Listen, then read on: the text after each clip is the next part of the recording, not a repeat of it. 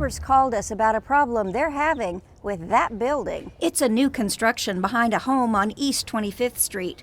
It also sits on Cherny Herring's property next door. It's how far onto your property?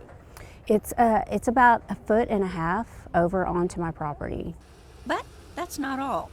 So we were told by the city that the structure that was built is too tall and too wide, and it's also over a city sewer line, which also not only affects me personally, but other people in the neighborhood. Herring says the city isn't enforcing its own ordinances those things violate, including its own stop work order during construction because her neighbor didn't have permits. He then filed a request for a variance to be allowed to be okay with continuing to leave the structure there.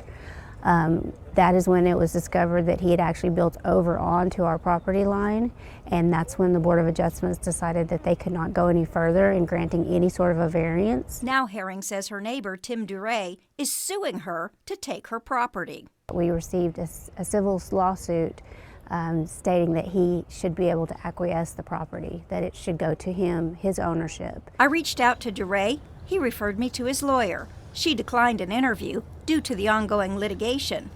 Herring says that litigation has already cost her about $7,000. As if he would have just followed proper procedure and gotten the permit, none of this would have happened. But now I'm actually have paid thousands of dollars to an attorney to try to keep my own land. I reached out to the city for an interview about this situation, but it declined to go on camera.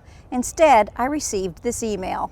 Quote, because there's a private lawsuit involved, the city must wait for the outcome of that suit to determine the parameters of enforcement action as well as any requested relief of other violations.